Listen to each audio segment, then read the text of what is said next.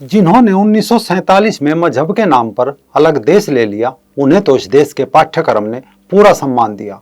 और जिन लोगों ने 1962 में चाइना के साथ युद्ध में इस देश के लिए अपना बलिदान तक दे दिया, उन्हें देश के स्कूली पाठ्यक्रम से बाहर फेंक दिया गया। ये हम नहीं, बल्कि ऐसा ही कुछ भारत के नॉर्थ ईस्ट के राज्यों के लोग कह रहे हैं। नमस्कार दोस्तों, आप देखना शुरू कर चुके हैं रंग दे बसंती। मैं हूं आपके साथ राजीव चौधरी और शुरू करते हैं आज का एपिसोड। कल शाम 6 से 8 बजे तक ट्विटर पर एक ट्विटर स्ट्रॉम चला गया। ये Twitter storm north east student groups ने चलाया। नॉर्थ ईस्ट मैटर और ए चैप्टर फॉर नॉर्थ ईस्ट जैसे हैशटैग से चलाए गए इस स्ट्रॉम का मकसद एनसीईआरटी की किताबों में नॉर्थ ईस्ट को लेकर अलग से चैप्टर शामिल करवाना था, जिससे कि देश भर में बाकी लोगों को नॉर्थ ईस्ट का इतिहास, जीवन शैली और देशभक्ति के बारे में पता चल सके। बस फिर क्या था, देखते ही देखते इन हैशटैग से लोग जुड़ने लगे और कबांग नाम के एक यूजर ने इस ट्रेंड का समर्थन करते हुए लिखा कि नॉर्थ ईस्ट इंडिया का एक आम नागरिक होने के नाते मैं गर्व के साथ इस ट्विटर स्ट्रॉम से जुड़ रहा हूँ। देश और पूरी दुनिया को हमारे इतिहास, भूगोल और संस्कृति के बारे में जानना चाहिए। कबांग भाई, आपकी बात सही है, पर क्या करें, अभी एनसीईआरटी को इन सब चीज़ों के लिए फुर्सत नहीं है। वो तो अभी रीना को लेटर लिखना सिखा रहा है कि अहमद को रीना लेटर कैसे लिखे, और बच्चों को सिखा रहा है कि दिवाली पर पटाखे जलाने से शोर होने के कारण दीपावली एक बुरा त्योहार है, लेकिन बकरीद पर मासूम जानवर को हलाल करना उनके लिए अच्छा है। खैरेकर ने ट्विटर हैंडल मीको साइका ने इस ट्विटर ट्रेंड का समर्थन करते हुए लिखा कि एनसीईआरटी की किताब में नॉर्थ ईस्ट इंडिया को लेकर सेक्शन शामिल करना होगा, तभी तो हम इस बात को जान पाएंगे कि नागालैंड में भारत के आखिरी हैंड हंटर ट्राइब्स पाए गए। मीको साइकिया जी, आपकी बात भी बिल्कुल सही है, क्योंकि उत्तर भारत के अधिकांश लोग आज भी अपने देश के नॉर्थ ईस्ट के बारे में उतना ही जानते हैं जितना सोमालिया और युगांडा के बारे में। तभी तो पंजाब के एक यूट्यूबर पारस सिंह ने कई दिन पहले अरुणाचल प्रदेश को चीन का हिस्सा बना दिया था। इतना ही नहीं, देश की संसद में बैठने वाले पूर्व सांसद निनोंग इरिंग को भी गैर भारतीय बोल दिया था। जिन्हें इतना ज्ञान है, उन्हें तो नागालैंड में भारत के आखिरी हैंड हंटर ट्राइब्स एलियंस नजर आएंगे। हाँ, एलियन से याद आया, इस ट्रेंड में शामिल एक जैसे चिसी नाम के एक ट्विटर यूजर ने इस ट्रेंड का समर्थन करते हुए लिखा, हम अपने देश में ही एलियन बनकर नहीं रहना चाहते। एनसीईआरटी की किताब में नॉर्थ ईस्ट के लिए चैप्टर ऐड कीजिए। श्रीमान जैसे चिसी जी, यहाँ तो बॉलीवुड से लेकर एनसीईआरटी हो या वेब सीरीज, अभी सब इस चीज़ में लगे हैं कि एक बार इस्लाम शांति का मजहब घोषित हो जाए और किसी तरह से हिंदू पंडित बदनाम हो जाए, रहमान चाचा और मस्जिद के मौलवी अल्लाह के नेक फरिश्ते घोषित हो जाए, इसके बाद देखा जाएगा। क्योंकि एनसीईआरटी अभी कक्षा के एक बच्चे को मौलाना साहब को शिक्षित और कक्षा 2 के बच्चों के सामने पंडित जी को बेवकूफ़ साबित करने में लगा हुआ है। सब के सब अंग्रेजों ने डिस्कवर किए थे, एक कश्मीरी है जिसे मुगलों ने डिस्कवर किया। अच्छा, हाँ, याद रखना। मुगलों का तो जवाब ही नहीं। उनका म्यूजिक देखिए, पेंटिंग देखिए, आर्किटेक्चर देखिए। लेकिन मुगलों का जो असली कंट्रीब्यूशन है उसका तो आपने नाम ही नहीं लिया। वो क्या? अरे भाई, मुगलाई खाना। अभी तो एनसीईआरटी ने बहुत काम है। उसे 6ठी कक्षा के लिए प्रकाशित हिंदी की किताब में भारत के आराध्य श्री राम के खिलाफ किस प्रकार घृणा फैलानी है, और 12वीं कक्षा के प्रकाशित राजनीतिक शास्त्र की किताब में मुस्लिम धर्म को हिंदू से बेहतर कैसे बताना है। इसके अलावा एनसीईआरटी को अपने टेक्स्ट बुक में अंडों को प्रमोट करना है। अब एनसीईआरटी आपको प्रमोट करे या इस मजहबी सनक को। खैर, अब हमारे साथ जुड़ चुके हैं नॉर्थ ईस्ट से नॉर्थ ईस्ट न्यूज के अनुभवी पत्रकार संजू बोरा जी। संजू बोरा जी, ये पूरा मामला क्या है? आखिर नॉर्थ ईस्ट के लोग क्या चाहते हैं? हाँ राजीव जी, एनसीईआरटी का जो टेक्स्ट बुक है, वो टेक्स्ट बुक में नॉर्थ ईस्ट का बारे में थोड़ा है, लेकिन ज़्यादा नहीं है।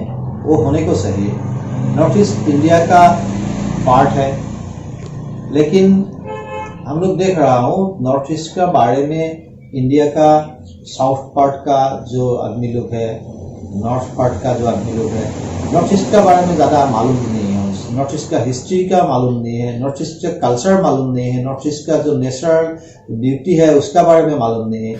बहुत बहुत आभार संजू जी जानकारी देने के लिए। असल में एक यूट्यूबर द्वारा अरुणाचल को चाइना का हिस्सा बताए जाने के बाद इस ट्विटर स्ट्रॉम से देश भर के 30 स्टूडेंट यूनियन और ऑर्गेनाइजेशन शामिल हुए।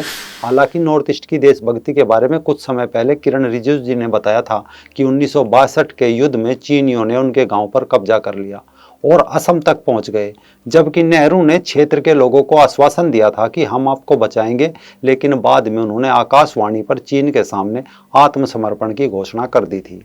नेहरू जी ने टाटा बाय बाय कहा और हमें छोड़ दिया, लेकिन इसी नॉर्थ ईस्ट के देशभक्त लोगों ने उस समय जोर दिया कि भारत को समर्पण करने की जरूरत नहीं है, हम भारत नहीं छोड़ेंगे और भारत के साथ एकजुटता से खड़े रहेंगे। अब सवाल यह है कि जब 150 सांसद की सरकार एनसीईआरटी में उन लोगों का इतिहास भर सकती है जिन्होंने इस देश के मजहब की सनक के कारण टुकड़े कर दिए, तो 282 सांसदों की सरकार नॉर्थ ईस्ट के देशभक्त लोगों को एनसीईआरटी के जरिए उनका गरिमामयी इतिहास, उनका कल्चर क्यों नहीं जोड़ सकती, ताकि उत्तर भारत या दक्षिण भारत के बच्चों को भी इन 7-8 राज्यों के बारे में पढ़ने समझने को मिले। हमें नहीं पता एनसीईआरटी जो पढ़ा रहा है उससे कितना लाभ बच्चों को होगा, क्योंकि इनकी कविता देख लीजिए, ये लिखते हैं कि रात हुई तारीकी छाई, मीठी नींद सभी को आई, मुन्नू सोया अप्पा सोई, अब्बा सोए अम्मी सोई। अब ये कविता एनसीईआरटी ने शामिल तो की या फिर 1947 के बंटवारे वाले उर्दू बोर्ड ने, आप खुद समझ सकते हैं। यही नहीं, सच्चर कमेटी की रिपोर्ट कहती है कि देश में मुस्लिम समाज पिछड़ा हुआ है, दीनहीन है, उसकी जेब में चवन्नी नहीं है, वो सिलबट्टे पर लाल मिर्च रगड़कर उसके साथ रोटी खाता है। लेकिन एनसीईआरटी की किताबों की बात नहीं मानती, वो तो बच्चों के दिमाग में भर रही है कि हिंदू समाज पिछड़ा है और मुस्लिम समाज बहुत समझदार। अब यही बात हिंदुओं को लेकर पाकिस्तान का पाठ्यक्रम भी कहता है। अब खुद सोचिए कि बॉलीवुड में कराची वुड और एनसीईआरटी में उर्दू वुड का जिन कहीं घुस तो नहीं आया। हमें कहा जाता था कि तुम मुसलमान क्यों नहीं हो जाती, अगर तुम्हें ऐसा लगता है कि ये तुम्हारा रिलीजन अच्छा नहीं है, देखो हर जगह लिखा भी हुआ है, तो तुम हमारे मज़हब में आ जाओ ना। क्योंकि उर्दू बोर्ड ने हमेशा जो नैरेटिव सेट किया और एनसीईआरटी ने उसे जो का तो अपनाया। कारण इनकी किताबों में हरी नाम का हिंदू लड़का लड़कियों को छेड़ता है, उन्हें चिकोटी काटता है, अब्दुल उन्हें बचाता है। कक्षा 3 और 4 के गणित की किताबों में कुतुब मीनार, ताजमहल, मजहबी जगहों को प्रमोट करता है। यानी लोग इनकी मंशाओं को अभी तक भांप नहीं पाए और पिछले कई वर्षों से बच्चों के दिमाग में ये जहर भरा जा रहा है। अब देखो, 2007 में तैयार की गई एक पुस्तक द लिटिल बुली चैप्टर के माध्यम से छोटे बच्चों में सनातन संस्कृति में विष्णु भगवान के प्रचलित नाम हरि के नाम पर एक ऐसे ही बच्चे की कहानी कही गई है जो लड़कियों पर दोष जमाता है। सब बच्चे उससे डरते हैं, उससे नफरत करते हैं, उससे दूर रहते हैं और आखिर में एक केकड़ा उसे काटकर सबक सिखाता है। अब ये कहानी कहाँ से आई, इस बात को समझने के लिए द लिटिल बुली की मूल लेखक और उसकी मूल कहानी को तलाशना होगा। असल में ये कहानी मूल रूप से बच्चों की कहानी लिखने वाली ब्रिटेन की एनिड ब्लिंटन के 1946 में प्रकाशित कहानियों के लोकप्रिय संग्रह चिमनी कॉर्नर स्टोरीज से ली गई है। इस कहानी में मूल चरित्र का नाम हेनरी है। बस फिर क्या था, वहाँ से उठाई कहानी और दे मारी एनसीईआरटी में और हेनरी को बना दिया गया हरी। असल में द गेम्स ऑफ बुक के ट्विटर हैंडल ने एनसीईआरटी की पूरी कलाई खोलकर रख दी है कि सरकारों ने शिक्षा क्षेत्र को दशकों से वामपंथियों के मानसिक दिवालियेपन की भेंट चढ़ा रखा है। अब नॉर्थ ईस्ट के लोग थोड़े जागरूक हुए, अपनी मांग लेकर सामने आए। उनकी मांग है कि नॉर्थ ईस्ट का इतिहास पूरी तरह से धुल चुका है। अब एनसीईआरटी की किताबों में उनके इतिहास और डेमोग्राफी पर चैप्टर शामिल किए जाए, जिससे कि देश भर में उनके साथ रेसिज्म की घटना ना हो और उन्हें भी भारतीय समझा जाए। साथ ही अब्दुल इन द गार्डन जैसी कहानियाँ और एनसीईआरटी के 5वीं के पाठ्यक्रम में लगभग हर विषय की किताब में बादशाह अकबर होता है और बहुत अच्छे रूप में वो आता है। ऐसा लगता है हिंदुस्तान में अकबर के अलावा अभी तक कोई दूसरा राजा हुआ ही नहीं। बच्चे अकबर को तो जानते हैं, लेकिन 5वीं क्लास तक के पाठ्यक्रम में न तो महाराणा प्रताप जी है, न शिवाजी है, न लक्ष्मीबाई जी है। तो देश के लिए मरने मिटने वाले इन शूरवीरों के बारे में बच्चे कब जानेंगे। काश आज बीजेपी की सरकार होती तो पाठ्यक्रम बदल गया होता।